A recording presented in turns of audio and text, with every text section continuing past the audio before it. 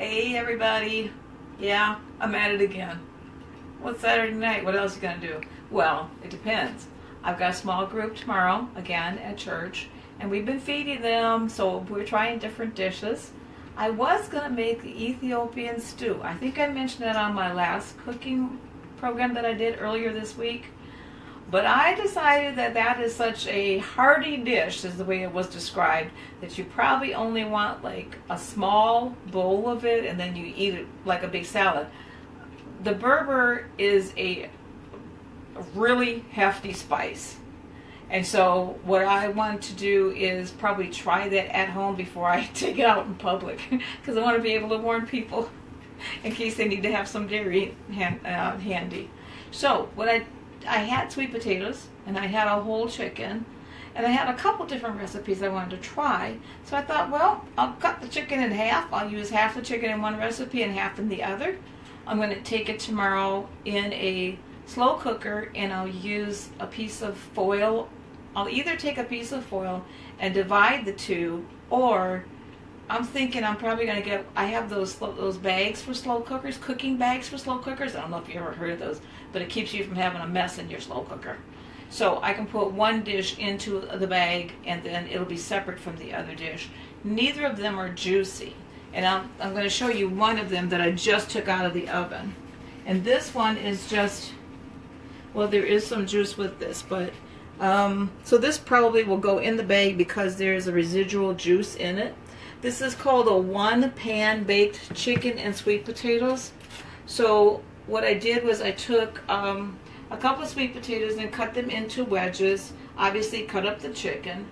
I used some thyme. What I learned is, like if it calls for fresh thyme and what you have is the dried, like one recipe called for 2 tablespoons of fresh thyme or 2 teaspoons of the dried. So this called for 1 tablespoon of fresh, so I used 1 teaspoon of the dried thyme. There's 3 tablespoons of brown sugar, a half a cup of zesty Italian dressing. That's what the juice is there. And so basically at a 375, I had mixed all of that together with the dressing and the brown sugar and the thyme. And I had coated both the chicken and the potatoes and put them in the baking dish and bake them together. Now some of the people in their comments on this said that they partially boiled the sweet potatoes before baking them. And I was thinking all I needed to do, because I cut it into, as you can see, these are not big wedges. And since it was, they're not thick, you know what I mean? And so I was thinking that this would be, it's going to bake for an hour. It should be done, but some of these aren't tender. It seems to me the ones that might be in the sauce down there are a little more tender than the others. So what I'm going to do is like recoat them, turn them around. The chicken is done, which is surprising that the chicken is completely cooked, but the potatoes weren't. So that one's done. I'm going to actually put that back in the oven for a little bit after I finish the second one. The second one I'm doing is just called roast chicken and sweet potatoes. But basically they want the sweet potatoes and the chicken. They want the sweet potatoes, and I have onion wedges mixed in with the sweet potatoes. They want it to caramelize. So I've got the cooking. I've got a cookie sheet lined with foil. It's in the oven at 450, which means it's getting really, really hot. So it's preheating. I mixed some Dijon mustard, again, thyme, a tablespoon of oil, and a little bit of salt and pepper in this bowl. This I'm going to spread over the chicken. Then there's a little bit of remaining oil that has, let me put this over here because I've got to warm it. It's got salt and pepper in it, and I'm just going to drizzle that over the potatoes. I'm going to actually coat the potatoes with that, the potatoes and the onion. And then I'm going to pull this hot baking sheet out, put the veggies on it, it should sizzle, and then put the chicken on top of the veggies, and then roast it. It says 30 to 35 minutes. I don't know if the chicken, well, it's at 425. Chicken should get done in that time. The potatoes are actually cut into cubes. So I'm thinking 30 to 45 minutes at the most for this to get done, but we'll see. And I certainly hope my small group likes it tomorrow, that's for sure. So first thing I want to do, I set the timer for the pan and it's not hot enough yet. So I'm just going to take this and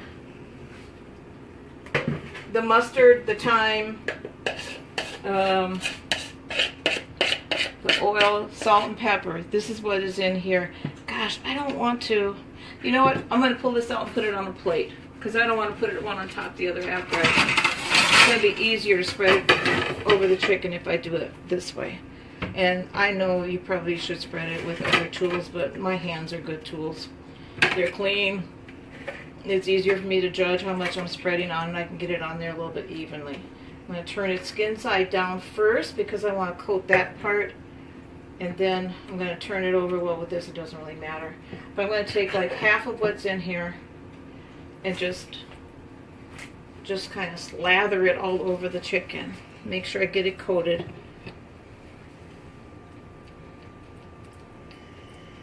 I hope everybody's having a good evening. I don't know if you saw my post earlier when I came out of the store. What was it, like 108 heat index around here? It's been more humid the last few days, but it has been like 100-degree heat index for well over a week.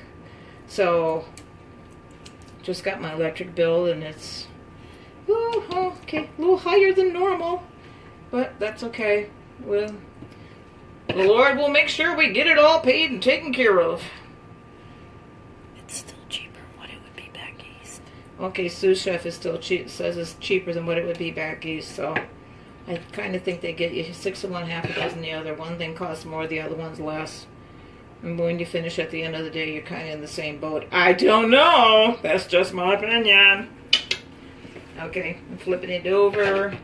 Gonna make sure I get this coated really well, because I'm going to cook it skin side up to protect the meat, obviously. Yeah, I was concerned I'd have enough. I do, I have enough. This is interesting because this is just half a chicken. It's supposed to take care of the whole chicken. That was some of the comments. Always when I do a new recipe, I read down in the comments, and some of them said, I wish I would have doubled the sauce. And so I knew to add a little bit more than what they were talking about, but that I didn't have to really. Actually, no, I didn't add more because I was going to use half the amount of chicken. All right. So now I've got the chicken coated. This is going to be interesting because as I can smell this mustard, and I am not a mustard person. Sous chef is, but I'm not. So, hello everybody who's watching. I want to thank you for spending a few minutes of your time with me tonight to see what Mama's cooking for the group. If you are at my church and you're looking for something to do tomorrow within a half an hour after service, come by to our small group and come join the lively discussion. One of our other members, now can you imagine all these colors? One of our other members is going to bring some steamed broccoli, which should be great. All right, and now I'm going to take the oil with the salt and pepper, and I'm going to pour it in here, and then I'm just going to use my fingers and toss it. And there is more than salt and pepper in here. I think there's thyme in here too. It's okay. I can smell it. So I'm going to, whoops. And I want to get it all coated quite well with the oil, the salt, and pepper. Because when this hits the pan, like I said, it should sizzle. And now, let me see, I could have used probably a little bit more oil in here. Oh well, I'll learn from this one. If this turns out to be a really good dish, I will just change it for the next time. Okay, so this is coated now. And this is so simple. It's just chicken and onion. They call for red onion. I didn't have it, so I used a big yellow onion. You cut that into wedges. The hardest part is like cutting the sweet potatoes, the raw sweet potatoes into like 1-inch cubes. That can be a little putzy. You can also adjust this as far as like your chicken pieces if you don't want to use skin, bone and skin on, or you can just use chicken breast. It's very flexible recipe. Just a little bit of adjustment takes care of it. So I think I'm gonna wash my hands here, and I'm gonna pull that pan out of the oven. I'm looking. Yes, the oven is up to 450. That means that pan is hot enough. I'm gonna slide this pot of rice back. Yeehaw. Alright. So I hope we got a sizzle. I hope we've got a sizzle. It'll let me know that pan is hot enough. Oh yeah, I hear sizzle. The point of this is to have the onions and the potatoes caramelize. And that's exactly what's going to happen. Can you hear that? Who's on? Terry, are you on? MJ? Can you hear the sizzle on the pan? Which is interesting. I've never done this before. Mickey Brown. Okay. Can you hear it sizzle? Kate Larson. Oh, hi, Kate. Hey. I've seen some of your posts. We just haven't connected. Hope everything's going well with you. Chantel Fisher. And Chantel. Chantel, you've been on before. Thanks for joining tonight. Kayla Neat. Okay. Kayla! Woohoo! Hey, Kayla, you got a review coming. Okay, I'm supposed to put the chicken on top. Chicken on top. This should be interesting. We'll get a review of this dish too as well from the... I'll let you know what the group thinks about it. And this is only supposed to take... It says 30... But yeah, again, I'm struggling with the 30 to 35 minutes, folks. I usually cook my chicken longer than that, but I do have a meat thermometer, so I'll check that. So this is going to go in for 30 to 35 minutes. Now I have one thing I want to show you. I'll put this on for 35. Earlier this week, I made the Thai dish. I don't know if anybody who's on right now, this is what I did. Thai green curry. Do you remember that? Do you remember that I had these spices? I'm like, I don't know what these are, except there was the cinnamon stick, sous chef that says that star of anise, and this is still a question mark. However, when I was cooking it and I put it all together, I did say at the time, guys, just remember, just because it looks yucky doesn't mean it tastes yucky. Sous chef wasn't so sure she was going to like it. It did change colors. It didn't stay green. It actually went brown. And I had veggies that I added in with it. And let it sit in the fridge overnight. Wow! That was an excellent, excellent dish. Sous chef, is that 3 stars? Is that 3 stars out of 5? Oh yeah. Maybe if it was spicier, she'd take it, give it 5 stars. Okay, so this is a ding, thumbs up. If you ever get one of these packages, I've never seen these anyplace. Somebody gave me 2 of these, and so now I know that this works. Good stuff. Smelled really different when it was cooking. Probably because the star of anise, not sure. Could have been because of the curry, not sure. But that's a thumbs up, according to sous chef, is 3 stars out of 5. I also made the pizza with the cabbage crust, and I just had a little bit of the black onions. That doesn't take much. I know that's another versatile one. I use shredded cabbage for the crust. It actually calls for spaghetti squash. That's what it calls for. But I had cabbage rather than the spaghetti squash because we ate up the spaghetti squash. It was good, I gotta tell you. So that was smaller head of cabbage, and it actually made 2 pizzas. And all I put on there were some black olives and some green olives. Thank you, sous chef. I'll actually pull this up. It called for different cheeses. I just had one kind. It was some kind of a cheddar. I don't even remember. All I know it was a brick, and I shredded it. That's what I did. I mixed it in with the egg and the cabbage and baked that for about a half an hour.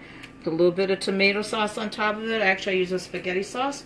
The sliced onions and some cheese on top of that, and baked it. And we both like it kind of crispy, so you can tell it was a little crispy when I cooked it. So that is a short and sweet show for tonight. next time I see you, I'll give you a review on the 2 chicken dishes. And if you want the recipe, let me know, or go to the go to my YouTube channel, just under Denise Brewer, and look for the Mama's Cooking Again. I usually put a date on it and what the dishes were, so you can look it up that way. Thank you guys again. I hope everybody's having a wonderful Saturday night. And brother-in-law John, if you happen to be watching, which I know you're not, but anyways, happy birthday. And grandson Aaron, happy birthday. I'm sure you're not sitting around on a Saturday night watching Mama's Cooking Again, but just in case. Bye guys, I love you all. Thanks so much for spending time with me tonight. See you soon.